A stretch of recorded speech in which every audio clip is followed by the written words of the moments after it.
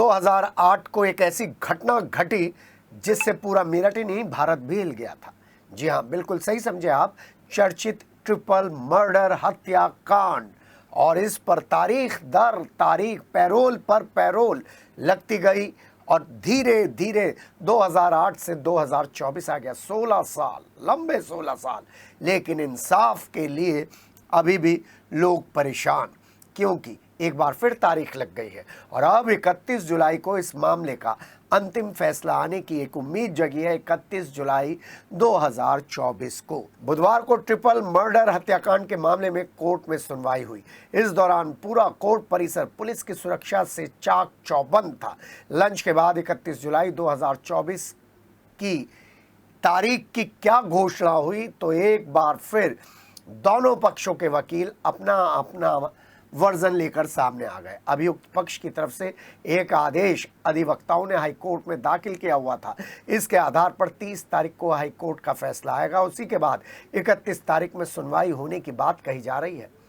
वहीं दूसरे डिस्ट्रिक्ट में इस केस को ट्रांसफर करने की बात को लेकर भी चर्चा थी और आवाज़ उठाई गई थी और एप्लीकेशन डाली गई थी, और इससे इस मामले में एक पेच पैदा होने की संभावना बन गई है। अधिवक्ताओं की मांग है कि इस मामले को लेकर प्रशासन जो बहुत फूक फूक कर कदम रख रहा है, उससे ज़्यादा इसमें जल्द से जल्द इंसाफ होना चाहिए। हम आपको बता दें कि ये जो हत्याकांड हुआ था वो 23 मई 2008 को हुआ था, और इस हत्याकांड ने पूरे शहर को दहला दिया था, क्योंकि ट्रिपल मर्डर हत्याकांड में जिसने भी इस हत्याकांड को सुना वो दहल गया, डर गया, सहम गया और सामाजिक ताना बाना हिल कर रह गया।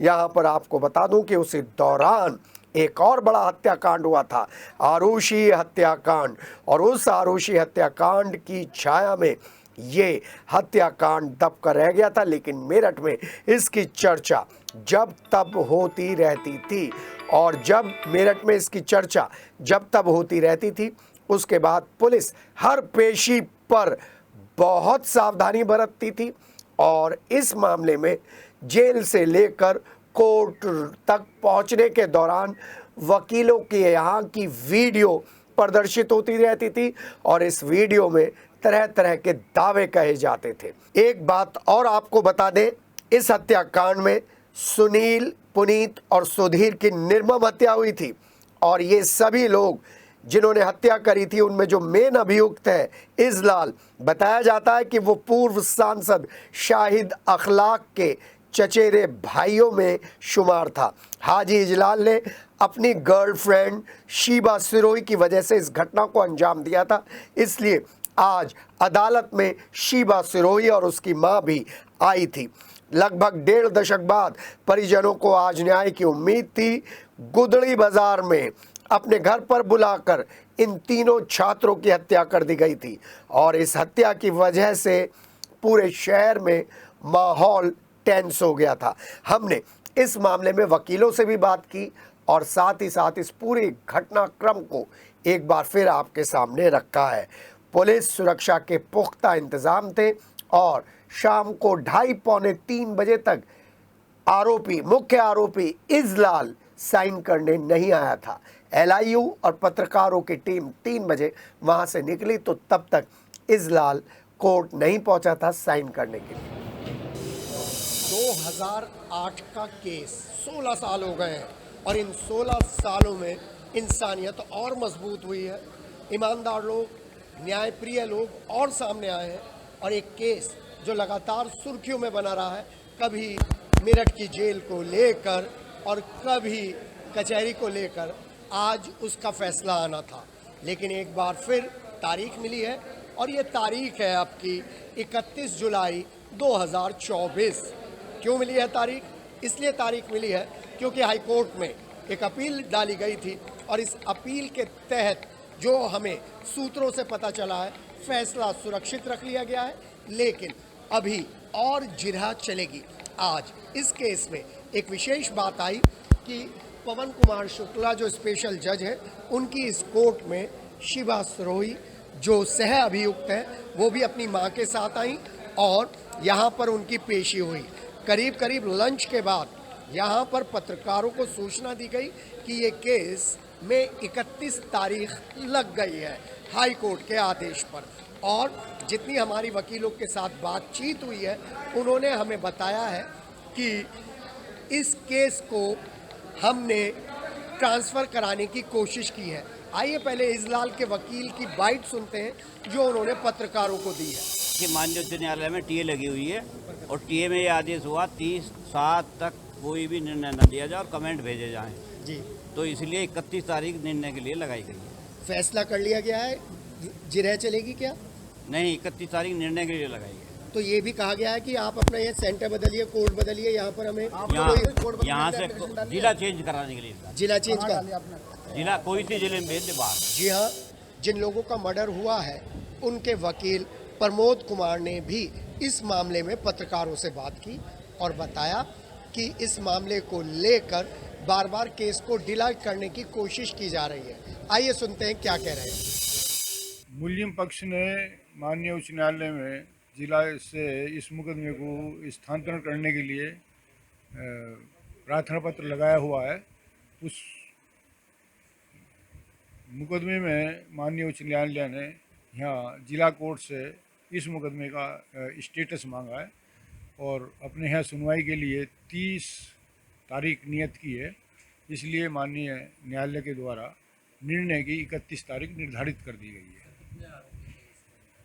आरोपी 14 थे इसके अंदर मुकदमे के और जो फैसला आना था वो 10 के खिलाफ आना था और 1 जुनाइल हो गया था और 2 की दौरान विचारण मृत्यु हो गई। बचाव पक्ष ने इस मुकदमे को डिले करने के लिए जो भी हथकंडे अपना सकते थे उन्हें अपनाया है। इस वजह से डिले हुआ है और अब वर्तमान में माननीय सर्वोच्च न्यायालय का आदेश है दिन प्रतिदिन लगाने का, लेकिन माननीय उच्च न्यायालय द्वारा जो अब आदेश पारित किया गया है स्टेटस मंगाने का, उसके रहते हुए ही दिनांक 31 निर्णय की नियत की गई। और इसी मामले में हमने भी 2 वकीलों से विधिक राय ली है कि एक्चुअल में ये 2008 का क्या केस था। इस 2008 के इस केस से मेरठ का माहौल किस तरीके से सेंसिटिव हो गया था और किस तरीके से आरुषि हत्याकांड के साए में ये इतना जघन्य अपराध दब गया था। इसमें हमने वीरेंद्र सिरोही और रघुनंदन शर्मा से जानना चाहा कि एक्चुअल में मामला क्या था और इस मामले में क्या क्या पक्ष है। आइए इन दोनों अधिवक्ताओं की बाइट भी सुनते हैं। सन 2008 के अंदर ट्रिपल मर्डर केस हुआ था कोतवाली क्षेत्र के अंदर, गुदड़ी बाजार क्षेत्र में। हाई कोर्ट उच्च सुप्रीम कोर्ट तक मामला गया था। अब वर्तमान में माननीय सुप्रीम कोर्ट के द्वारा दिन प्रतिदिन सुनवाई के लिए इसमें आदेश पारित हुआ था। जो निर्णय की तिथि है वो आज की निर्णय न सुनाकर उसकी तिथि को स्थगित कर दिया 31 जुलाई के लिए।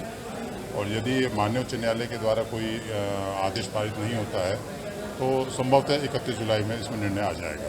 जब तक कि माननीय न्यायालय के द्वारा अपना निर्णय पारित नहीं कर दिया जाता है, जब तक अभियुक्त को भी पूर्ण अधिकार है कि वह प्रत्येक न्यायिक प्रक्रिया को अमल में लाए, न्यायिक प्रक्रिया को प्रवेश करे। वर्तमान स्थिति के अंदर उनके द्वारा जो हमारे कानून के अंदर प्रोविज़न दिया गया है कि ट्रांसफ़र के लिए आपको प्रयास किया जा सकता है, उनको अधिकार है, उन्होंने ट्रांसफ़र के लिए प्रयास किया है।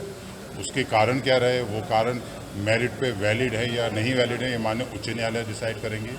जहाँ तक प्रश्न है कि इसमें सजा का क्या प्रोविज़न है, जैसा कि सेक्शन की पुराने एक्ट आईपीसी के अकॉर्डिंग 302 का ट्रायल है इसके अंदर, तो 302 के अंदर लाइफ इम्प्रिजमेंट से लेकर कैपिटल सजा फांसी तक की कुछ भी हो सकती है। वो फैक्ट्स डिपेंड करता है एविडेंस के ऊपर और माननीय न्यायालय कि इन फैक्ट्स को कितना कानूनी रूप से देखती है और कितना और मजबूत पाती है। अगर जो भी साक्ष्य होगा पता भी उसके अनुसार माननीय न्यायालय जो भी निर्णय पारित करेंगे वो सभी को स्वीकार होगा। आज इसके निर्णय की दिनांक थी। निर्णय किस आधार पर रुका, किस लिए रुका, अभी इसका पूरी जानकारी नहीं है। अब इसमें डेट 31 तारीख फिक्स कर दी गई है ऑर्डर के लिए। 2008 के चर्चित ट्रिपल मर्डर केस में इजलाल पार्टी ने एक बार फिर एक याचिका डाली है जिसको यहाँ की कोर्ट ने मंजूर कर लिया है और इसके मुताबिक अब फैसला 31 तारीख को होगा, 31 जुलाई 2024 को होगा। आपको बता दें, इजलाल के वकीलों ने बताया है कि यहीं से केस ट्रांसफ़र कराने की और बात कही गई है, क्योंकि केस की सुनवाई के लिए कुछ और ग्राउंड्स थे जिनको आधार बनाया गया है। यहीं पर जो जितने भी आरोपी हैं, उन आरोपियों में मुख्य आरोपी शीबा भी आज यहाँ पर प्रस्तुत हुई थी, जिसके बाद ये फैसला दिया गया है कि 31 तारीख को इस चर्चित हत्याकांड में फैसला आएगा। वहीं 30 तारीख से ये पूरी प्रक्रिया शुरू हो जाएगी। आपको बता दें, पवन कुमार शुक्ला जो स्पेशल जज हैं, उनकी कोर्ट में ये केस चल रहा था और इस केस ने पूरे भारत को हिला दिया था। उसी टाइम आरुषि हत्याकांड भी हुआ था और आरुषि हत्याकांड के साथ साथ मेरठ का ये ट्रिपल हत्याकांड भी सुर्खियों में छा गया था, जिसको लेकर कई बार आंदोलन हुए हैं। और अब जब 31 जुलाई फिक्स कर दी गई है, तो देखना यह है कि वादी पक्ष की तरफ से और क्या दलीलें रखी जाती हैं।